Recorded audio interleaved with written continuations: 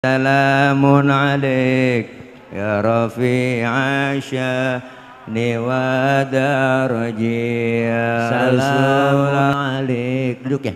Ayo duduk apa berdiri? Duduk aja. Iya, ya. Panadol, tapadol. Ya, makasih ya. Ya.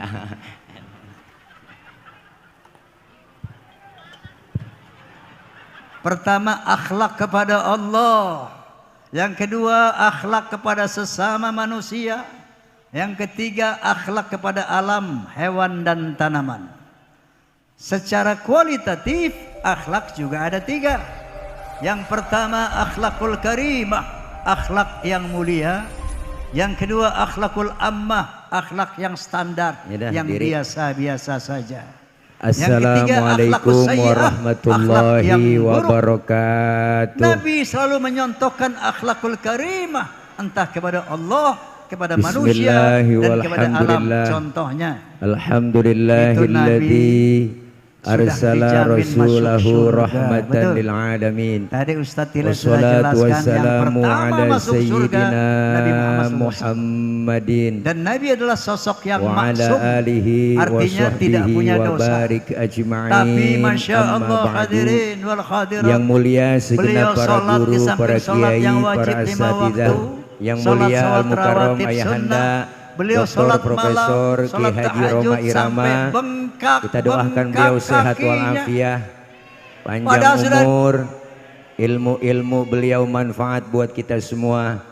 Hadir tengah-tengah kita Bapak Kapolsek Tarumajaya, Bapak dan Ramil Tarumajaya, dan Bapak PJ desa, kelurahan apa desa sini? Kelurahan deh ya, Kelurahan Setiasi, abang saya yang tadi nyetirin ya, naik mobil Al-Fatihah. Mudah-mudahan dan para tokoh yang lain, panitia, enggak banyak yang dapat saya sampaikan. Para ibu bapak hadirin jamaah, seharusnya yang langsung naik Raja Dangdut, kenapa ditaikin Raja Lenong? Ya Allah, ayah bentar ya, ayah I love you full. Ya Allah, ayah Haji Oma. Ya bentar ya, yang enggak lama-lama ya.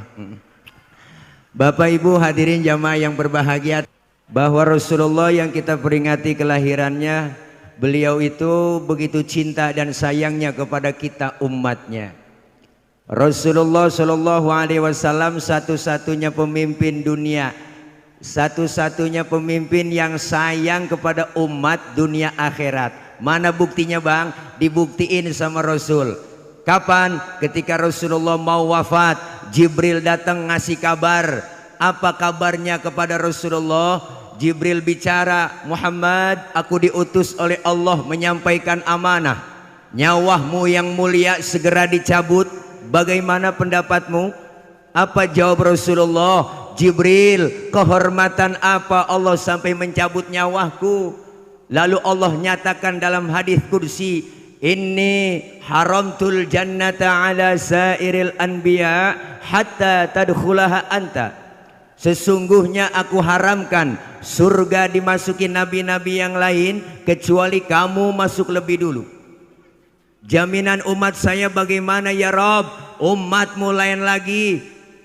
Allah bilang wa haramtu ala sairil umami hatta tadkhulaha ummatuka. Dan aku haramkan umat-umat yang lain masuk surga lebih dulu kecuali umatmu masuk duluan. Alhamdulillah. Nabi sayang sama kita bang. Nabi sayangnya tuh nggak tanggung-tanggung. Bahkan detik-detik beliau mau wafat, keluar dari mulut Rasulullah yang mulia, apa yang diucapin? Ummati, ummati. Rasulullah mau wafat bang, nyari-nyari kita. Kalau kita kan lain, mau mati lagi sekarat, anak kita kumpulin. Madsin, Roji, ada lo yang bontot bilangin. Kumpul sini, kumpul. Namanya babak udah nggak kuat, bawa penyakit sini. Kalau babak udah nggak ada umur, rokok di Harapan Indah lu jangan jual. Mengapa bak punya Cina? Lu digerebek lu. Kita mau mati masih banda yang kita pikirin, Pok, bener. Nabi yang dipikirin, yang dicari kita umatnya. Di dunia sayangnya luar biasa, di akhirat dibuktiin lagi. Mana buktinya? Ini ada cerita nih bang. Diriwayatkan dalam salah satu kitab, nanti ketika datang hari kiamat, alam hancur-hancuran, gunung pada meletus, air laut tumpah ke darat, semua makhluk mati, termasuk malaikat mati, kagak ada yang hidup, rebah semua. Kiamat, siapa yang berani nempil? Lalu Allah nyombong di situ. Apa Allah bilang? Limanil mulkul yauma. Siapa yang berkuasa hari ini? Mana Fir'aun yang kemarin-kemarin ngaku Tuhan? Kalau dia berani ngaku Tuhan, sekarang nongol. Oh, gak ada yang nongol kok. Rebah semua. Kiamat. Seluruh pemimpin dunia ditantangin sama Allah. Mana yang minta 3 periode? Dicari. Masih rebah lah kiamat. Enggak nempil lah. Kiamat ini cerita kiamat lah. Jangan marah.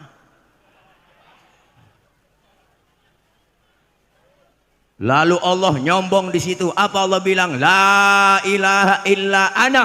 Tiada Tuhan melainkan aku. Oh, Allah nyombong kok. Udah pantas banget, emang kagak ada lagi. Baru dihidupin pertama malaikat. Malaikat Allah bangkitkan duluan. Seluruh malaikat dibangkitkan, maka dibentuklah oleh Allah panitia akhirat. Udah panitianya.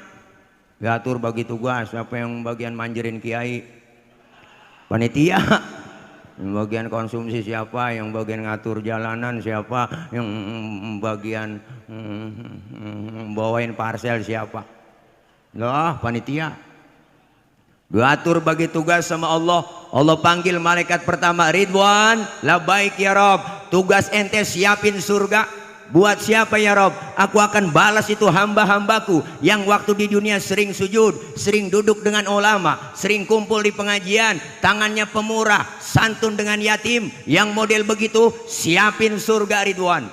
Baik ya Rob, siap. OTW Ridwan. Malik, ada apa ya Rob? Ente tugasnya siapin neraka. Buat siapa ya Rob? Aku akan balas tuh manusia bajingan paling tengik, yang waktu hidup di dunia nggak pernah sujud, rumah dekat masjid nggak pernah nginjak masjid, sama pengajian rada gedeg, sama ustadz rada benci, sama habib rada benci. Jangankan sama orangnya, sama balehonya takut.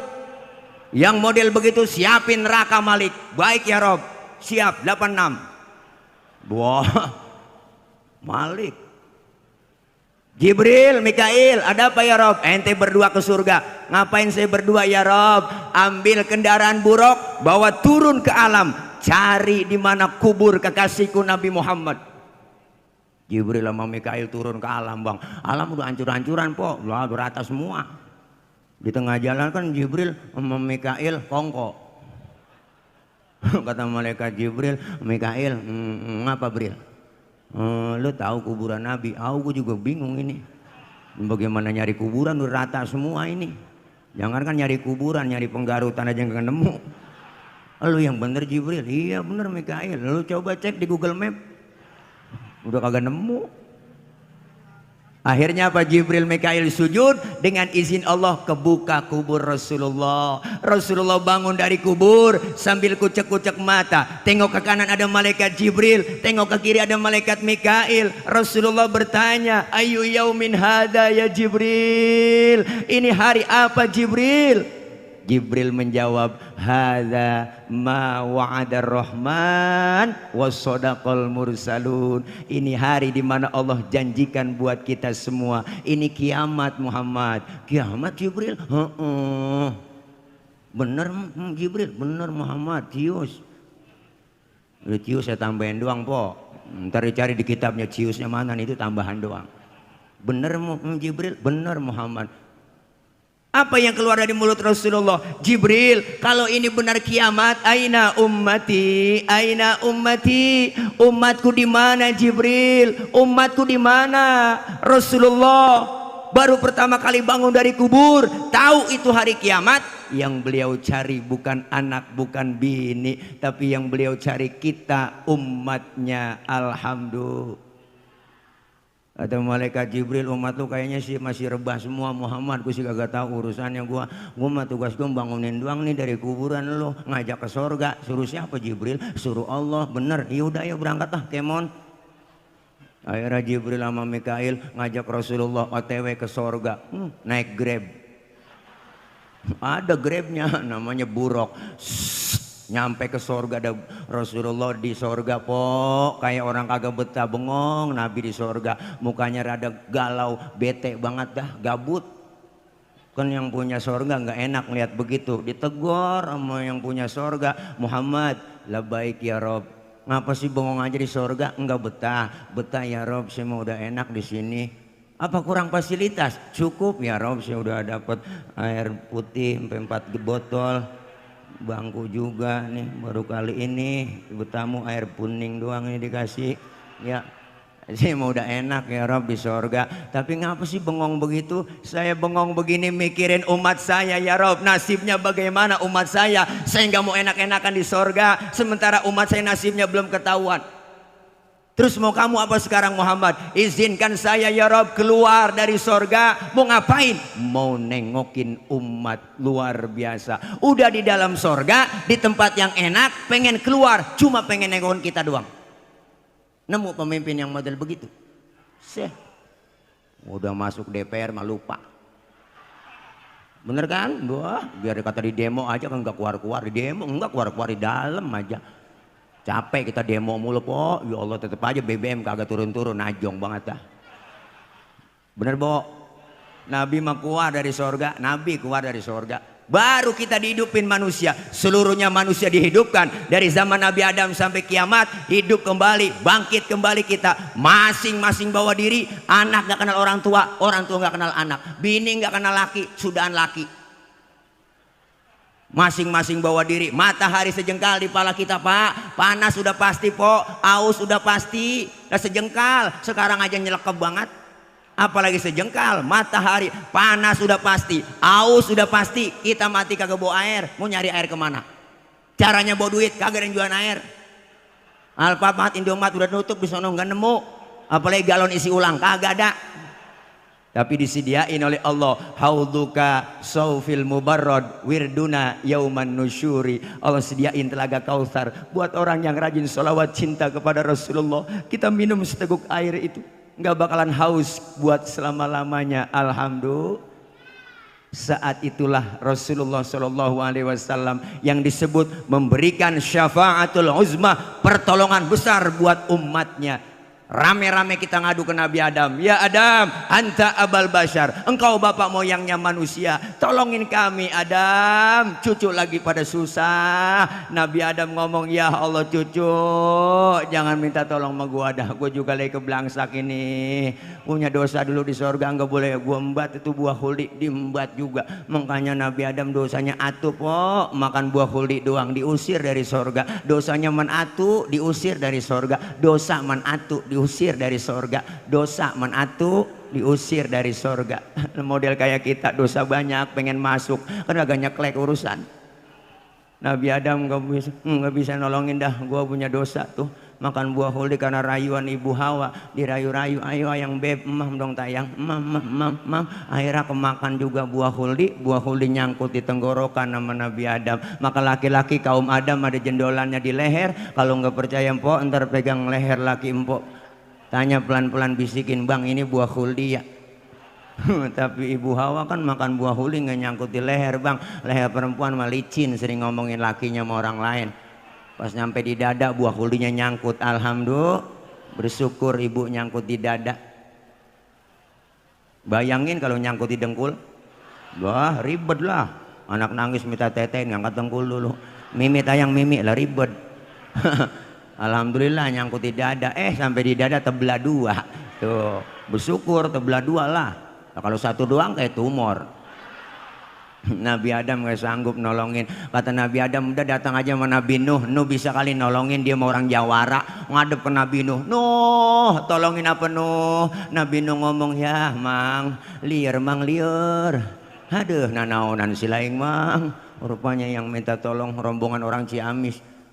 Nabi Nuh ngomong jangan sama gua ribet udah urusan tanggung jawab sama anak ini si Kanan susah banget gua rawatin, gua ajak naik getek dia kagak mau, dia mohon klebu ngikutin orang kafir. Ono sama Nabi Ibrahim aja, Ibrahim bisa kali nolongin. Nabi Ibrahim dari jauh udah dadah aja, jangan sama gua deh jangan. Gua juga punya dosa seumur hidup bohong 3 kali bohong. Nabi Ibrahim seumur hidup bohong 3 kali po, nangis di hadapan Allah.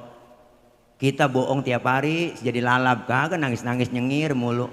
Ya Allah, apalagi sekarang bohong udah dipublikasiin. Gua ilaha illallah se-Indonesia tahu mau nyinggung Bapak.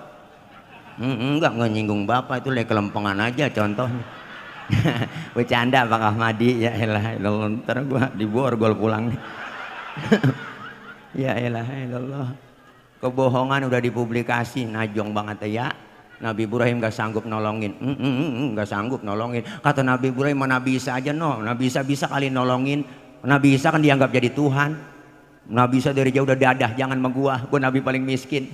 Bapak kagak punya, bini kagak punya, makanya juga jomblo seumur hidup.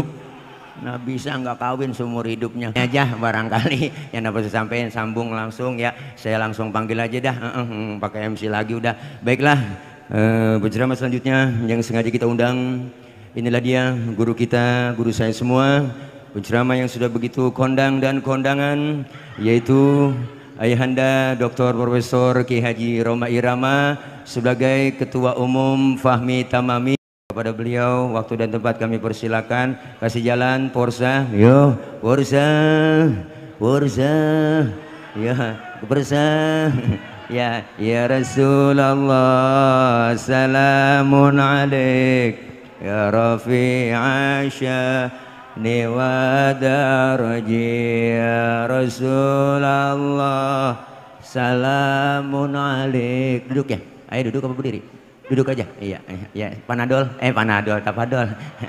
Ya, makasih ya.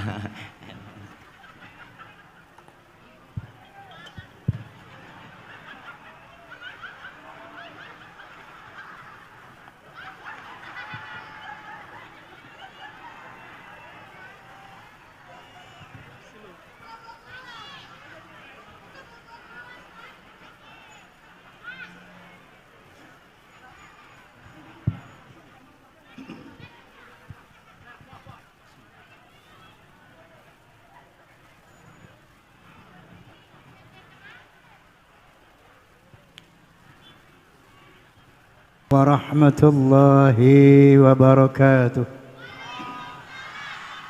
Assalamualaikum. Bismillahilhamdulillah. Alhamdulillahilladzi hadan nasa ila hayatin tayyibatin fid dunya wal akhirati bisyari'atil Islam. أشهد أن لا إله إلا الله وحده لا شريك له ذو الجلال والإكرام وأشهد أن سيدنا ونبينا محمدا عبده ورسوله سيد العرب والأجم فصلى الله على سيدنا محمد وعلى آله وصحبه وسلم. أما بعد. Al-Mukarramun, para alimil ulama, para habaib, masyayikh, para asatid yang saya muliakan, wabil khusus yang saya kenal di sini sahabat saya Kiai Haji Nur Fadilah yang barusan telah menyampaikan tausiahnya yang segar. Mohon maaf yang tidak saya sebutkan tanpa mengurangi ta'zim saya. Bapak-bapak pejabat sipil TNI maupun Polri yang saya hormati. Kepada Forum Silaturahmi Takmir Masjid dan Mushola Indonesia, Fahmi Tamami. Kebetulan Ketua Kabupaten Bupati Bekasi maksud saya adalah Kiai Haji Nur Fadilah atau Ustadz Tile. Persatuan Artis Musik Melayu Dangdut Indonesia. Juga saya mau tanya di sini, sekian banyak umat ini ada fans Roma Irama enggak? Ada fans Soneta apa enggak? Fans Roma dan Soneta disingkat Forsa. Forsa ini ada dua kelompok. Ada yang struktural, berseragam, ber-KTA, dan terikat oleh disiplin tertentu. Yang kedua adalah non-struktural, yang nggak berseragam, tidak ber-KTA, dan sebagainya. Tapi fans Roma and Soneta itu disebut Forsa. Paham? Paham? Kalau saya sebut Forsa, tolong bilang keren. Bisa? Bisa? Forsa! Forsa! Sekian. Terus. Udah. Hadirin hadirat, memperingati Maulidur Rasul tak lebih dan tak bukan dalam rangka memperdalam, mempertajam pengenalan kita terhadap sosok beliau sallallahu alaihi wasallam. Kalau sudah kenal sosok beliau, maka kita akan kagum kepada beliau sallallahu alaihi wasallam. Kalau sudah kagum, kita akan cinta kepada beliau sallallahu alaihi wasallam. Kalau sudah cinta, kita akan mentaati beliau sallallahu alaihi wasallam. Karena ada perintah dari Allah Subhanahu wa taala, "Qul in kuntum tuhibbunallah fattabi'uni yuhibbukumullah wa yaghfir lakum dzunubakum wallahu ghafurur rahim." Shadaqallahul azim. Katakan ya Muhammad kepada manusia, kalau kamu cinta kepada Allah, taatlah kepadaku. Kalau kamu taat kepada Muhammad, maka Allah akan mencintai kamu dan akan mengampuni dosa-dosamu. Mau dicintai Allah? Mau dicintai Allah? Mau diampuni dosa kita oleh Allah? Syaratnya taat kepada Nabi. Karena ketaatan kepada Nabi pada hakikatnya ketaatan kepada Allah Subhanahu wa taala. Wa qala ta'ala aidan, "Wa ma atakumur rasulu fakhudhuhu wa ma nahakum anhu fantahu." Allah juga berfirman selanjutnya, apa yang diperintah oleh Nabi laksanakan, dan apa yang dilarang tinggalkan. Inilah kunci untuk bisa mendatangkan cinta Allah kepada kita, kunci untuk mendatangkan ampunan Allah kepada kita. Amin Allahumma amin. Untuk itu, agar kita kenal sama Nabi, izinkan saya membawa biografi singkat beliau. Beliau adalah Muhammad bin Abdullah bin Abdul Muttalib bin Hashim bin Abdi Manaf bin Qusay bin Hakim bin Murrah bin Ka'ab bin Lu'ay bin Ghalib bin Sir bin Malik bin An-Nadar bin Kinanah bin Khuzaimah bin Mudrikah bin Ilyas bin Mudar bin Ma'ad bin Adnan. Selanjutnya beliau adalah keturunan Nabi Ismail alaihi salam bin Nabi Ibrahim alaihis, terlahir pada hari, nah mesti hafal ini semuanya. Hei, Nabi dilahirkan hari Senin tanggal 12 bulan Rabiul Awal tahun gajah, bukan tahun macan. Kenapa dinyatakan lahir pada tahun gajah atau tepatnya tahun 570 Masehi? Karena saat beliau sallallahu alaihi wasallam dilahirkan, terjadi penyerangan tentara gajah oleh Raja Abrahah, tujuannya meruntuhkan Ka'bah. Tapi akhirnya tentara gajah itu dihancurkan oleh Allah Subhanahu wa taala, yang diabadikan dalam surat Al-Fil. Masih hafal? Alam tara kaifa fa'ala rabbuka bi ashabil fil alam yaj'al kaidahum fi tadlil wa arsala alaihim sayran ababil tarmihim bihijaratin min sijil faj'alahum ka'asfim. Lalu ada 124.000 nabi yang diutus oleh Allah Subhanahu wa taala. Dan di antara 219 124.000 itu ada 313 Rasul. Nabi Muhammad SAW adalah Nabi yang teragung dari semua Nabi, teragung dari semua Rasul. Paling tidak ada 4 alasan. Alasan yang pertama, karena teritorial dakwah beliau tidak sama dengan teritorial dakwah para Nabi pendahulunya. Kalau Nabi-Nabi sebelumnya Pak, Bu, hanya diutus untuk bangsanya masing-masing, enggak boleh keluar negerinya berdakwah. Contoh, Nabi Lut alaihi salam hanya diutus oleh Allah Subhanahu wa taala untuk bangsanya, yaitu bangsa Sadum. Nabi Hud alaihi salam hanya diutus untuk bangsanya, yaitu bangsa Ad. Nabi Saleh alaihi salam hanya diutus untuk bangsanya saja, yaitu bangsa Thamud. Begitu juga Nabi Isa alaihi salam yang dikenal dengan nama Yesus Kristus, beliau juga hanya diutus untuk bangsa Israel saja. Sebagaimana firman Allah Subhanahu wa taala, wa rasulan ala bani Israel.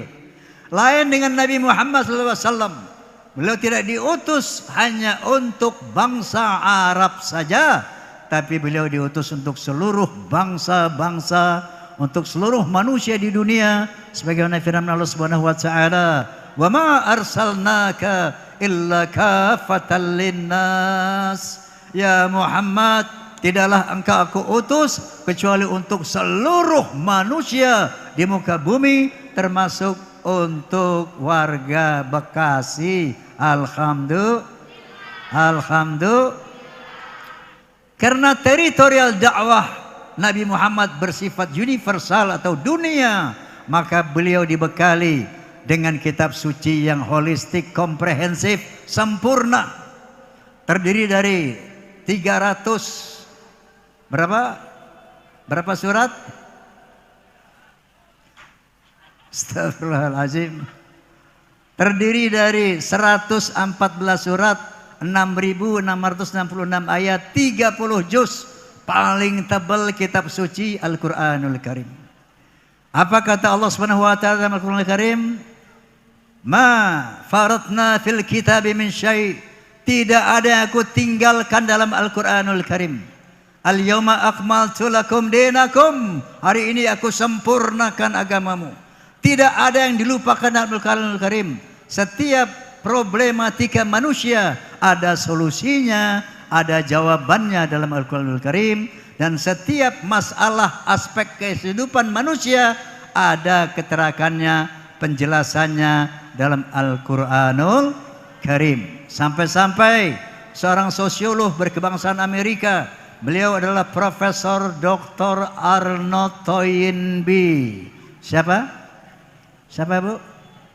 Bukan Bang Toyib, Toynbee. Beliau setelah baca Quran dapat hidayah masuk Islam. Lalu apa komentar beliau? Islam is not only a religion, but it's also a way of life and a whole civilization. Islam bukan sekedar agama, tapi way of life, bimbingan hidup, and a whole civilization, dan sebuah peradaban yang lengkap. Bimbingan hidup, tahu Pak? Tahu Bu? Ibarat kendaraan, manual book. Ibarat barang, manual book. Buku petunjuk penggunaan kendaraan. Kalau orang beli mobil misalnya Toyota, tapi nggak baca manual booknya, bisa nggak dijalanin tuh mobil? Nggak bisa. Dia paksain jalanin tanpa petunjuk manual book, yang terjadi apa? Rusak itu mobil. Betul? Betul. Begitu juga manusia hidup di dunia, diberi manual book, buku petunjuk bagaimana cara hidup, bagaimana cara berdagang, cara kawin, cara berumah tangga, cara bernegara, semua lengkap dalam Al-Quranul Karim. Oleh karena itu, di zaman modern sekarang ini, kita banyak melihat generasi Z, generasi apa namanya, milenial. Masya Allah, anak-anak kecil kalau kita baca di Facebook itu sudah bisa mengeluh sudah mengatakan saya resah, saya gundah, saya gelisah. Begitu dikatakan sholat, apa gunanya sholat, nggak ada kaitannya dengan masalah saya. Masya Allah. Inilah kalau kita hidup tidak berbasis kepada Al-Quranul Karim, maka kita akan tersesat, kita akan menderita dalam berbagai situasi. Oleh karena itu, memperingati Maulidin Nabi, pertama saya ingatkan, jangan pernah tinggalkan Al-Quran. Jangan pernah tinggalkan Al-Quran. Walaupun satu ayat, baca setiap hari, walau satu ayat. Karena dia Al-Quran adalah pembimbing hidup kita. Ada masalah apa saja, jangan tanya manusia, tanya Quran. Di sana ada solusinya. Mau bikin apa saja, mau ada hajat apa saja, jangan tanya manusia, tanya Al-Quran. Di sana ada jawabannya. Ini yang pertama. Yang kedua, boleh minum gak sih? Gelasnya mana ini, virus? Ini panitia nggak adil ini. Tadi Ustaz Tile digelasin. Gelasnya di bawah, Ustaz Tile ke bawah itu.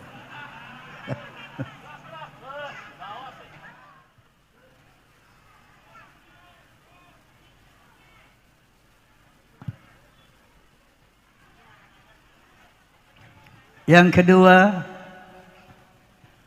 124.000 nabi. Misinya sama Pak, untuk menyampaikan kepada manusia la ilaha illallah. Enggak ada Tuhan kecuali Allah. Tidak ada seorang nabi pun yang menyampaikan di luar kalimat tauhid. Semuanya sama. 124.000 diutus oleh Allah hanya untuk menyampaikan. Katakan, hai manusia, tidak ada Tuhan kecuali Allah, dan jangan menyembah selain daripada kepada Allah Subhanahu wa ta'ala. Halo, halo, halo. Lo denger kagak nih?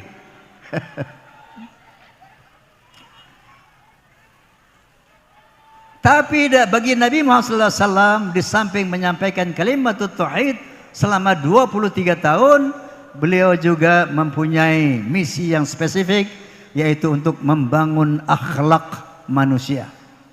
Sebagaimana sabdanya, innama bu'ithu liutammima makarimal akhlak. Sesungguhnya aku dibangkitkan untuk menyempurnakan akhlak yang mulia. Akhlak apa itu Pak?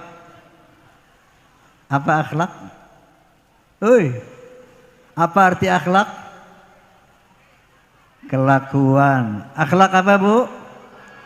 Kelakuan. Kalau orang Inggris bilang attitude, kalau orang Bekasi bilang lagu, tapi bukan kayak lagu soneta, bukan.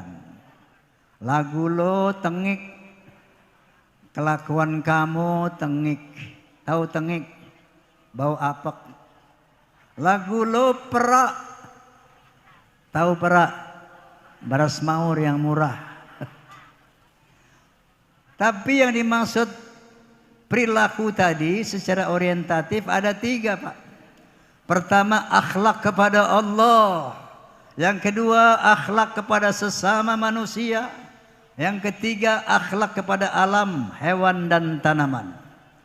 Secara kualitatif, akhlak juga ada 3. Yang pertama, akhlakul karimah, akhlak yang mulia. Yang kedua, akhlakul ammah, akhlak yang standar, yang biasa-biasa saja. Yang ketiga, akhlakus sayyi'ah, akhlak yang buruk. Nabi selalu menyontohkan akhlakul karimah, entah kepada Allah, kepada manusia, dan kepada alam. Contohnya, itu Nabi sudah dijamin masuk surga, betul? Tadi Ustadz Tila sudah jelaskan, yang pertama masuk surga Nabi Muhammad SAW. Dan Nabi adalah sosok yang maksum, artinya tidak punya dosa. Tapi Masya Allah hadirin wal hadirat, beliau sholat di samping sholat yang wajib 5 waktu, sholat rawatib sunnah, beliau sholat malam, sholat tahajud sampai bengkak-bengkak kakinya. Padahal sudah dijamin masuk surga, sudah harus di paling awal masuk surga. tapi masih sholat sehingga bengkak-bengkak kakinya. Lalu beliau istighfar tidak kurang dari 100 kali satu hari. Istighfarnya bukan kayak kita Pak, astagfirullahalazim, itu pun kalau kesandung doang. Ini Nabi istighfar 100 kali satu hari. Sayyidul istighfar, Allahumma anta rabbi, la ilaha illa anta, khalaqtani wa ana abduka, wa ana ala ahdika wa wa'dika mastata'tu, a'udzu bika min syarri ma sana'tu, abu'u laka bi ni'matika alayya wa abu'u bi dhanbi faghfir li fa innahu la yaghfiru dzunuba illa ant. Masya Allah. Udah enggak punya dosa, istighfar 100 kali. Sampai-sampai Siti Aisyah istrinya bertanya, ya Rasulullah, engkau sudah dijamin surga, engkau enggak punya dosa, diampuni semua sama Allah, kok masih sholat sampai bengkak kakimu ya Rasulullah, istighfar sampai begitu amat 100 kali satu hari? Apa kata Nabi? Ya Khumairah, tidak bolehkah aku bersyukur kepada Allah atas derajat kemuliaan yang diberikan kepadaku? Ini akhlakul karimah, akhlak yang mulia kepada Allah Subhanahu wa taala. Akhlak kepada sesama manusia, jangan tanya. Masya Allah, beliau ini sering dihina, sering dicaci, sering dibuli oleh orang-orang saat itu. Ada satu kisah, beliau kalau mau ke masjid, dari rumah beliau ini ada lewat gang kecil, ya, di mana di antara gang itu ada rumah-rumah tingkat 2 begitu. Kalau Nabi lewat situ, ada seorang Yahudi di sana yang benci banget sama Nabi. Kalau Nabi lewat, diludahin. Nabi cuman mengusap kepala, menoleh, tersenyum. Tiap Nabi lewat, diludahin. Nabi usap ludahnya, menoleh, tersenyum. Hingga pada satu hari ketika beliau lewat di situ, nggak ada yang ngeludahin. Dia tanya sama orang yang berdiri di sana, Mas, ini orang Jawa kali ya yang sana. Ini orang yang suka berdiri di sini kemana Mas? Siapa dia? Oh itu si Fulan ya Muhammad. Kemana kok nggak ada? Dia lagi sakit ya Muhammad. Rumahnya mana? Tuh. Nabi nggak jadi ke masjid, menunda ke masjidnya, pulang dulu. Menemui istrinya, minta kurma, susu dan roti. Istrinya tanya, untuk apa ya Rasulullah? Saya mau menyambangi orang sakit. Masya Allah. Diludahin setiap hari Pak. Enggak marah, enggak benci, enggak dendam, malah dibawain makanan. Masya Allah, Masya Allah. Bapak udah berapa kali maulid Pak? 10 kali? 50 kali? 100 kali katakanlah menghadiri maulid, betul? Saya mau tanya, akhlaknya sudah bisa kayak Nabi belum? Bapak kalau diludahin orang kayak Nabi, Bapak apain tuh orang? Hei. Bahkan pernah secara fisik beliau disakiti, dilempari batu oleh orang Taif, berdarah kaki, tangan dan wajahnya. Jibril alaihi salam yang selalu mendampingi beliau berbisik kepada Nabi, ya Muhammad, angkat tanganmu kepada Allah, minta kepada Allah agar umat yang durhaka ini diazab sebagaimana para nabi sebelum kamu. Kalau umatnya durhaka, mereka minta umatnya diazab. Nah sekarang minta kepada Allah agar mereka diazab, biar aku nanti yang eksekusi ini. Aku akan timpakan mereka dengan 2 bukit. Apa kata Nabi? Jangan ya Jibril. Kalau mereka tidak beriman, aku masih berharap agar nanti anak cucunya beriman kepadaku. Nabi angkat tangan juga. Allahumma hdi qaumi fa innahum la ya'lamun. Ya Allah, berikanlah hidayah kepada umatku, berikanlah ampunan kepada umatku kalau mereka melempari aku dengan batu, karena mereka tidak tahu ya Allah, mereka enggak ngerti ya Allah. Masya Allah, ini akhlak Nabi. Hei, kalau ente ada yang nyambit pakai batu, lo apain tuh orang? Hah? Doain. Oh, gue bacok. Tapi ada orang Bekasi yang baik. Tadi saya singgah di rumah Pak Lurah. Ada anak baik, saya tanya gitu. Kalau kamu dilempar batu sama orang kamu apain? Saya lempar lagi Pak Haji. Oh gitu. Pakai batu juga? Enggak. Pakai roti. Wah, mendingan nih orang nih. Pakai roti apa, Dik? Roti tawar. Gede banget. Iya Pak Haji. Cuman saya isi batu bata. Kenapa Nabi dihina, dibuli, dicaci nggak marah? Karena beliau diajarkan oleh Allah Subhanahu wa taala satu ayat yang berbunyi, Ya ayyuhalladzina amanu jtanibu katsiran minadh-dhanni inna ba'dadh-dhanni itsm wa la tajassasu wa la yaghtab ba'dukum ba'dha ayuhibbu ahadukum ayakula lahma akhihi maitan fakarihtumuh. Ya, katakanlah orang-orang beriman, jangan kamu berburuk sangka. Suudzon. Ibu-ibu, jangan suka buruk sangka sama tetangga. Jangan suka buruk sangka sama teman, karena buruk sangka itu kata Allah adalah satu dosa. Wala tajassasu, jangan cari-cari kesalahan orang. Wala tajassasu, jangan ngintip kesalahan orang. Wala yaghtab ba'dukum ba'da, jangan suka berghibah, menggunjing, ngomongin aib orang. Kenapa? Apa hukumannya? Ini Allah memberikan perumpamaan ayat ayuhibbul ahadukum ayakula lahma akhihi maitan. Apakah kamu suka makan daging bangkai saudaramu sendiri? Artinya apa Pak Bu? Orang yang suka ngomongin orang, Allah mengatakan dia lagi makanin daging bangkai saudaranya. Kalau kita lagi ngejelekin orang, ketahuilah kata Allah, kita lagi makan daging bangkai yang kita ngomongin.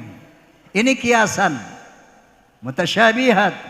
Tapi yang sebenarnya adalah kita lagi ngambilin dosa itu orang.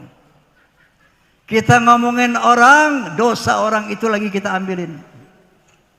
Makanya Nabi nggak pernah marah, nggak pernah dendam, nggak pernah sakit hati kepada siapapun yang menyakiti dia, membuli dia, hina dia, fitnah dia. Bahkan Nabi kasihan sama orang-orang yang membuli dan fitnah itu. Karena apa? Beliau tahu yang menfitnah itu, yang membuli itu, yang menyakiti itu, yang akan menanggung deritanya di dunia dan di akhirat. Ini akhlak Nabi kepada manusia. Akhlak Nabi kepada hewan tanaman, oh luar biasa. Nabi kalau ketemu pohon, Pak, Bu, Assalamualaikum, beri salam sama pohon. Kenapa? Pohon itu makhluk Allah yang hidup. Percaya enggak? Ada ilustrasi sedikit. Pada tahun 1963, maksud saya 1930, berapa tahun yang lalu itu? Pada tahun 1930, berapa tahun yang lalu itu? Gara-gara kebiasaan lihat gadget, otaknya pada tumpul. Kalau berhitung pakai kalkulator. Tok tok tok tok tok, nggak pakai otak lagi. Ini kelemahan gadget ini. Berapa? Itu masih oke otaknya tuh. Lo lihat kalkulator juga lo. 92 tahun yang lalu ada seorang doktor ahli botanis, seorang botanis artinya ahli tanam-tanaman. Dia pergi ke New Delhi untuk meneliti pohon-pohon di India 92 tahun yang lalu. Ya. Lalu beliau menemukan namanya Dr. Boss. Dr. Boss dari Amerika. Ternyata dia menemukan ternyata pohon itu ada gendernya. Ada jenis kelaminnya, Bu. Ada pohon laki, ada pohon perempuan. Makanya Pak, kalau naik pohon lihat-lihat pohonnya. Jangan pohon cewek lo naikin ntar lo betah, nggak turun-turun. Ibu juga Bu, kalau mau meneduh lihat pohonnya Bu, jangan neduh di pohon laki ya.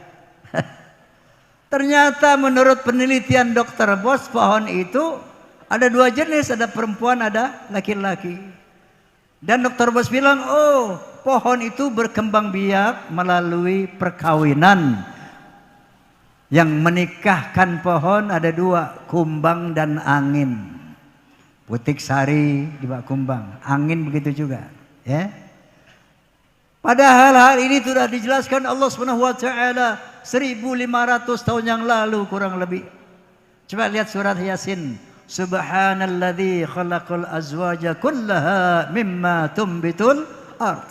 Maha suci Allah yang telah menciptakan pohon-pohon di muka bumi berpasang-pasangan. Masya Allah. Di lain ayat Allah berfirman, wa arsala riyaha lawaqiha. Aku utus angin sebagian untuk mengawinkan. Masya Allah. Jadi Pak, kalau ada angin ribut Bapak tenang aja. Itu pohon lagi pada kawin. Ya. Kalau kita dengar pohon rubuh ketiup angin, pasti itu pohon udah tua. Makanya udah tua-tua jangan kawin lagi. Ustaz Tile masih muda itu. Nah, Nabi kalau ketemu pohon berakhlakul karimah. Karena pohon itu punya rasa sakit, punya rasa gembira. Yusabbihu lahu ma fis samawati wal ard. Bertasbih semua yang di langit dan di bumi, termasuk pohon, bertasbih kepada Allah dengan caranya. Makanya Nabi berakhlak kepada pohon. Kalau menebang pohon, satu ada kepentingan, bukan main berat-berat aja ngiseng, enggak. Itu pun bismillahi Allahu akbar, cari pisau yang tajam terus, sejauh kepentingan. Makanya ibu-ibu, bapak yang punya kebun kecil di halaman rumahnya ya, kalau orang suka beli pohon tuh di tukang-tukang pohon, beli pot-pot kembang ditaruh di rumah, hati-hati. Kalau habis beli pohon itu jangan ditinggalin begitu, dirawat. Beri dia air setiap hari, dirawat. Karena dia makhluk hidup bertasbih kepada Allah dengan caranya. Kalau kita beli pohon, kemudian kita enggak rawat, cukup berdosa kepada Allah Subhanahu wa taala. Faham? Faham? Akhlak kepada binatang. Oh, ini masyhur kisah beliau kepada binatang. Pernah mau sholat Jumat, serban beliau ditiduri kucing ujungnya. Demi tidak mengganggu nyenyaknya kucing, itu sorbannya digunting, Pak. Enggak mau ganggu kucing tidur. Bagaimana kita Pak akhlak kita kepada kucing? Jangankan nidurin sorban, dikesetan aja kadang-kadang kita tendang, betul? Betul? Akhlakul karimah Nabi kepada pohon dan kepada tanaman. Inilah substansi kita memperingati Maulid Nabi agar bisa meniru akhlak Rasulullah tentu sebisanya. Memang Allah memuji beliau, wa innama la'ala khuluqin azim, engkau sungguh memiliki akhlak yang agung. Maka kata Allah, laqad kana lakum fi rasulillahi uswatun hasanah. Sesungguhnya pada diri Nabi terdapat keteladanan yang baik untuk kita tiru. Tiru bagaimana akhlak beliau kepada Allah sebisa-bisa kita. Tiru bagaimana akhlak kita kepada manusia, kepada istri, kepada anak, kepada tetangga, kepada masyarakat sebisa-bisanya. Tiru akhlak kita, akhlak Nabi kepada pohon-pohon, kepada hewan sebisa-bisanya. Inilah hasil daripada kita memperingati Maulid Nabi. Oleh karena itu akan saya tutup dengan sebuah lirik yang semuanya ikut bersama-sama dalam lirik itu. Setuju? Setuju? Baik. Dalam berbicara harus memakai akhlak. Akhlaknya rame-rame. Akhlaknya rame-rame, oke? Dalam berbicara harus memakai akhlak. Di dalam berbusana harus memakai akhlak. Dalam rumah tangga harus memakai akhlak. di dalam bernegara harus memakai akhlak. Manusia mulia hanyalah dengan akhlak. Manusia kan hina kalau tidak berakhlak. Harta dan jabatan tak menjadi ukuran. Betul? Betul. Sekaya apapun kamu, tapi kalau tidak berakhlak, dibenci Allah dan dibenci manusia. Betul? Hina di mata Allah, hina di mata manusia. Setinggi apapun jabatanmu, kalau tidak berakhlak, hina di mata Allah, hina di mata manusia. Kayak pernah ada pejabat tuh, mulutnya kebun binatang. Mulutnya kayak comberan, kelakuannya Masya Allah. Walaupun pangkatnya tinggi, dibenci Allah, dibenci manusia. Betul? Tapi sebaliknya, walaupun jabatan kita cuma tukang sapu jalan, walaupun harta kita cuma sepeda ontel doang, tapi kalau berakhlakul karimah kepada Allah, berakhlakul karimah kepada manusia, berakhlakul karimah kepada alam, maka dimuliakan oleh Allah dan dihormati manusia.